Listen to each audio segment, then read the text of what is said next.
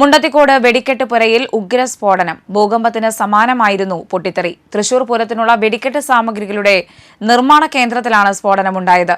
തിരുവമ്പാടി വിഭാഗത്തിന്റെ സാമ്പിൾ പുരയാണ് കത്തിയത്. മരണസംഖ്യ ഉയരുന്നു. ചൊവ്വാഴ്ച വൈകിട്ട് 3:30 നാടിനെ നടുക്കിയ ദുരന്തമുണ്ടായത്. വൈകിട്ട് 7 മണിവരെ 13 മരണമാണ് അപകടത്തിൽ സ്ഥിരീകരിച്ചത്. നിരവധി തൊഴിലാളികൾക്ക് പൊള്ളലേറ്റു.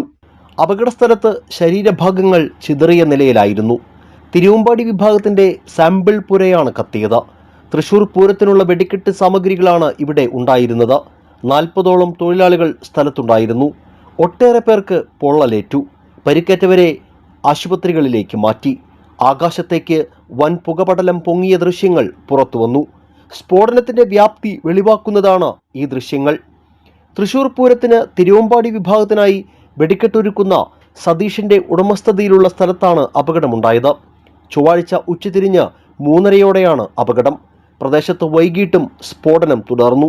ഇവിടെ നിർമ്മാണം നടന്നിരുന്ന 12 വെടിക്കെട്ട് പുരകളിൽ 11 കത്തി നശിച്ചു. ഇതിൽ കുഴിമിന്നികൾ അടക്കമുള്ളവ ഉണ്ടായിരുന്നു. രക്ഷാപ്രവർത്തനം നടക്കുന്നതിനിടെ വീണ്ടും സ്ഫോടനമുണ്ടായതോടെ രക്ഷാപ്രവർത്തനം ദുഷ്കരമായി. പരിക്കേറ്റവരെ മെഡിക്കൽ കോളേജ് ആശുപത്രിയിലേക്കാണ് മാറ്റിയത്. 2 ഏക്കറോളം വരുന്ന പാടപ്രദേശത്താണ് വെടിക്കെട്ട് സാമഗ്രികൾ സൂക്ഷിച്ചിരുന്നത്. 24 നടക്കേണ്ട സാമ്പിൾ വെടിക്കെട്ടിനുള്ള വെടിക്കെട്ട് സാമഗ്രികളായിരുന്നു ഇവിടെ നിർമ്മിച്ചിരുന്നത്. തൃശ്ശൂരിൽ കഴിഞ്ഞ ദിവസങ്ങളായി കനത്ത ചൂടാണ് അനുഭവപ്പെടുന്നത്. സ്ഫോടനത്തിന് കാരണം ഇതാണോ എന്ന സംശയമുണ്ടെങ്കിലും സ്ഥിരീകരണമായിട്ടില്ല. സ്ഫോടനത്തിന്റെ ശബ്ദം കിലോമീറ്ററുകളോളം കേട്ടിരുന്നു. പലരും ഭൂകമ്പമാണെന്നാണ് ആദ്യം തെറ്റിദ്ധരിച്ചത്. പിന്നീടാണ് വെടിക്കെട്ട് പുരയിലുണ്ടായ സ്ഫോടനമാണെന്ന് മനസ്സിലായത്. NCTV news, Puthukkad. ഈ വെടിക്കെട്ട് സാമഗ്രികളിൽ നനച്ചു കഴിഞ്ഞാൽ അത് പൊട്ടാതിരിക്കും. അതിന്റെ സാങ്കേതിക എന്തെങ്കിലും പറഞ്ഞിരുന്നോ?